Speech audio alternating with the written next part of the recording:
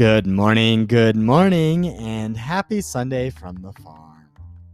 Welcome to another episode of Thinking Outside the Soil, where I talk about topics related to the farmers and ranchers that use hydroponic practices to grow the crops and creatures we need to eat. And I am your host, Sean Short. Today is January 1st, 2023, and it's the first day of a brand new calendar year. So thank you for being with me on this beautiful morning. What a great day lies ahead for us all. This episode, I shall talk about alfalfa. The first time I heard the word alfalfa was when I saw the show Little Rascals, and as a little kid, I didn't know that the plant wasn't named after this little kid.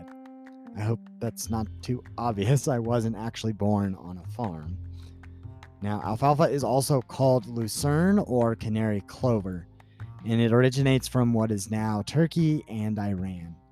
It was likely grazed by animals long before we ever wrote anything down, but the first written records of alfalfa come from Turkey around the year 1300 BC.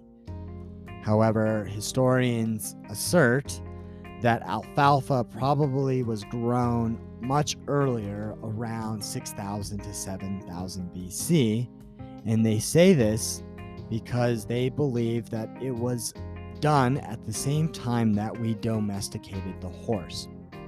Archaeological sites from the mountains in Turkey reveal those modern origins of agriculture. Humans needed to know what to feed their steeds, so alfalfa is probably the first plant that we grew for forage. Now it's grown in all 50 United States and all around the world. And this is because it grows in both cool and warm seasons. It's a very highly nutritious plant that's rich in protein at about 16%, very high in vitamins such as A, E, D, K, and it has many minerals. This makes it a very important feed for livestock, especially dairy cattle and beef cattle, but it's also fed to chickens, ducks, sheep, goats, horses, and other small mammals, as well as being included in feeding regimens for exotics and at zoos. As well as being used as an animal feed, alfalfa is also used as a cover crop and green manure crop to improve the soil's health. Now, as a feed, it is used in many different ways. It can be planted in pasture by itself or included in different mixes. And it also produces excellent hay. This is mainly because it grows new stems and leaves after it's cut, so farmers can also get a lot of crops of hay in a growing season. The frequency of their harvest and the yield does depend mainly on the growing season's length, the soil's quality, the amount of sunshine, and especially the amount of water throughout the growing season. Most management practices plant alfalfa out in the spring, so farmers are able to get multiple harvests until their first frost. Though cutting programs do vary, alfalfa is usually harvested around every 35 to 45 days, which means farmers get about 3 to 5 harvests per year, really depending on where they are and the conditions that they experience that season. Now, what is neat is alfalfa fodder grown hydroponically can be done in significantly less time. Farmers and researchers have shown that it can take at most 10 days. Farmers doing alfalfa in a sprouted form have found success in as little as 4 days. Now, since alfalfa is one of the most popular, if not the most popular crop to feed livestock, Many farmers' lives and their pocketbooks depend upon alfalfa. Now, those in the know, or those that grow alfalfa, can take what they've experienced and take what's in their head and use some general information to help guesstimate their potential costs. For example, prices in the United States placed seed costs of alfalfa about $3 to $6 per pound this past year. Now, in the soil, you're going to need about 6 or more pounds of pure live seed per acre. So there's a lot of seed that we're putting out into the ground. Prices this past year showed about a $14 to $16 40-pound bale, and then around $200 to $250 per ton. Now, as a comparison, alfalfa seed grown hydroponically will yield about 5 to 8 times its weight, which means 1 pound of seed will give you about 5 to 8 pounds of live feed. And these yields are insane.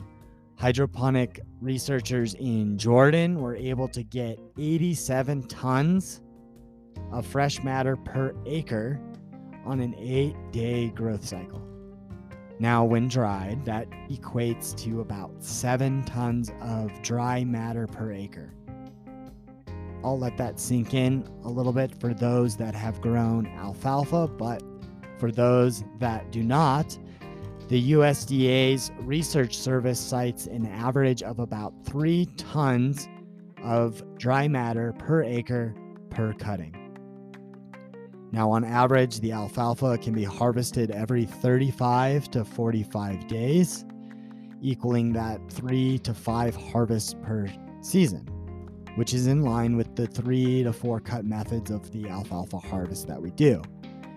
So using those averages, that gives us 9 to 15 tons of field alfalfa per season. So what's to note is that field alfalfa takes 35 days to get an average of 3 tons of dry matter. Yet, hydroponic alfalfa takes only 8 days to get an average of 7 tons of dry matter. So for simplicity's sake, let's assume field alfalfa takes 40 days before it's cut, and you get the average yield for 4 cuttings.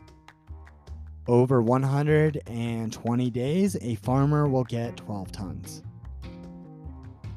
Now, a farmer growing hydroponically can grow 105 tons in that same time. Since hydroponic fodder can be grown all year, and if we continue to assume that same 8-day growing cycle, this means that a farmer could get 45 harvests a year at an estimated 315 tons. Now, I know that in extrapolation, it can only get us so excited, but we got to realize that a 25 times higher potential yield needs to cause some pause for us to do things differently. It was Einstein that reminded us that we cannot solve our problems by using the same kind of thinking we used when we created them. And I urge us to think about this when considering how to grow our feed for our livestock. As always, I would love to hear or read your thoughts, so please feel free to leave a comment or shoot me an email over at sean@thinkingoutsidethesoil.com. That's SEAN, like Sean Connery. I don't always get the chance to reply, but I do read every email and every comment. If you want to learn more about how hydroponic fodder helps farmers save water, improve livestock quality, and help them become better stewards, check out thinkingoutsidethesoil.com. Right now, I'm running a special offer, so you can get a copy of your book. I personally bought a bunch, and all that I ask is you take care of the shipping and handling. Now, this is a way better deal than you could find on Amazon or anywhere else online, or even at your local bookstore. So don't miss out on this next agricultural revolution and get your copy of Thinking Outside the Soil. Thank you for joining me on another episode, and I hope you have a lovely day.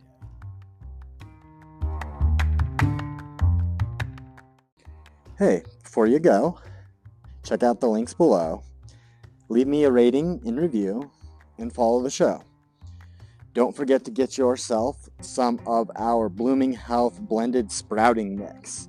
Our mix has been shown to get the best eggs and create the healthiest flocks.